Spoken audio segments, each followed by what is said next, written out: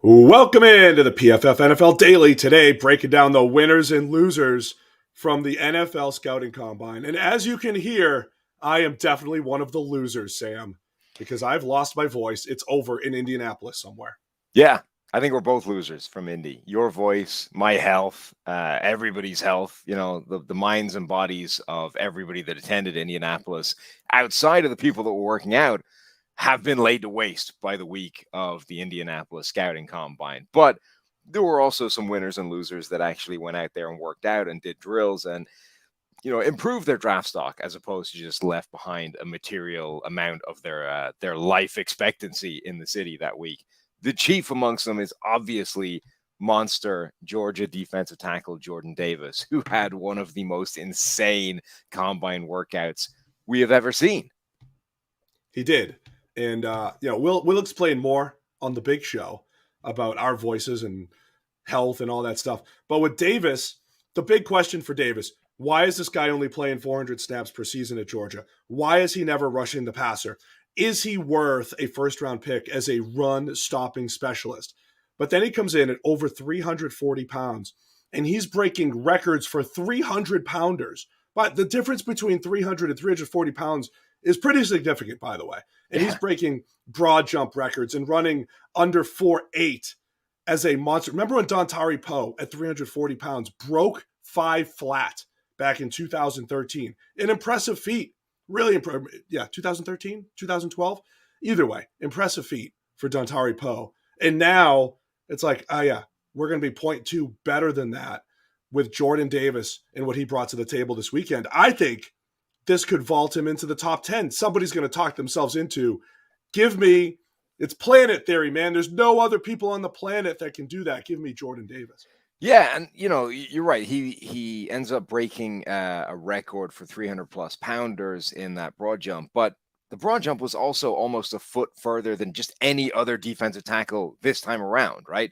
So, yeah, breaking a record for all players ever that were over 300 pounds, but also including the defensive tackles that were miles lighter than him.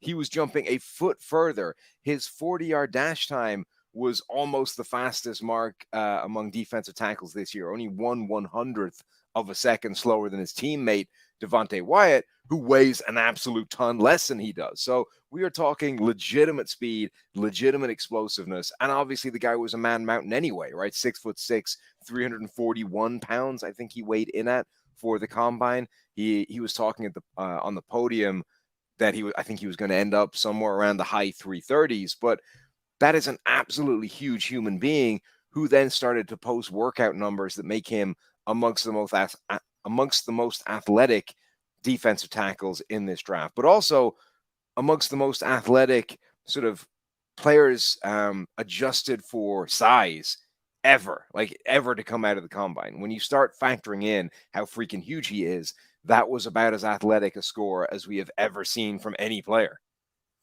So it wasn't just Jordan Davis from Georgia. It was all of the Georgia defense, man. Yeah. They're all extremely impressive just along the defensive line. Trayvon Walker, Deontay Wyatt. I mean, dude, they can get after it. Wyatt looked that athletic. Walker looked that athletic on the field. It showed up in their tape.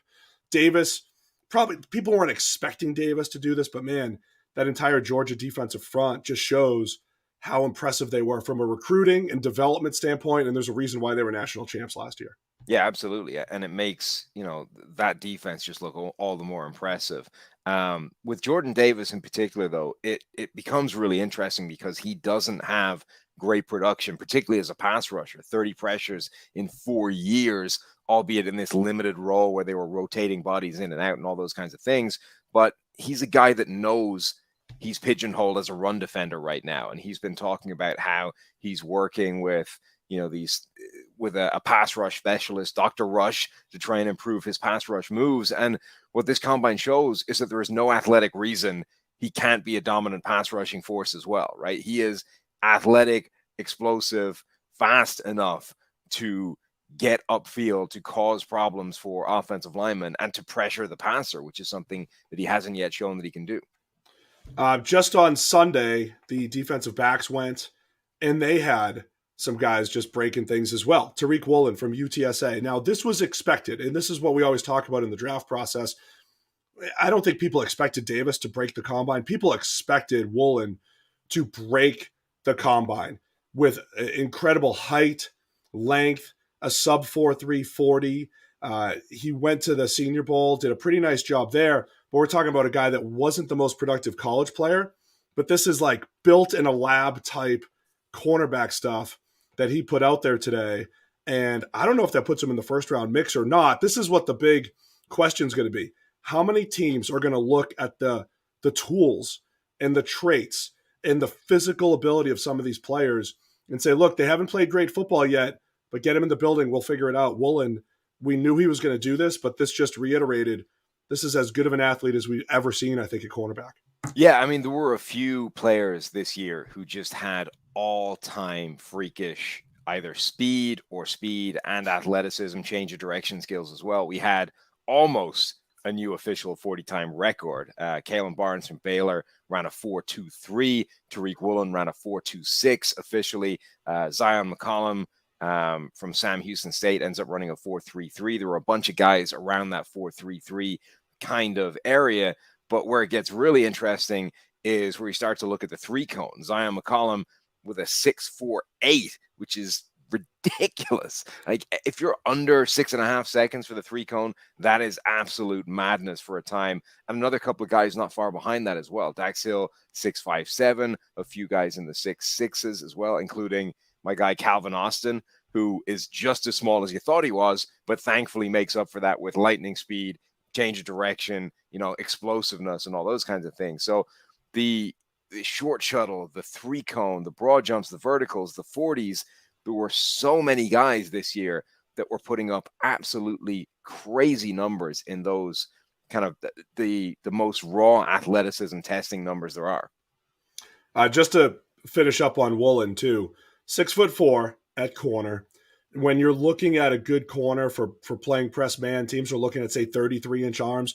He's at 33 and 5/8. He had the 4.26 40 and a 42-inch vertical jump. So we're talking explosiveness, length, size, all the things you're looking for in a press man corner, everything that you mentioned there. One of the interesting things, the combine started with a bang, Sam, on Thursday night with all those receivers running fast. They had a bunch of unofficial times, but even when they became official, a lot of straight line speed, but not a lot of shuttles and change of direction type drills that were impressive for receivers. I thought that was an interesting takeaway. You're talking about these three cone drills and everything that were impressive for defensive backs, but the receivers didn't necessarily have that on Thursday night. It was really a straight line speed type of group, but the speed stood out. And if you're looking to add, a fast receiver, I think it's definitely a good class for that.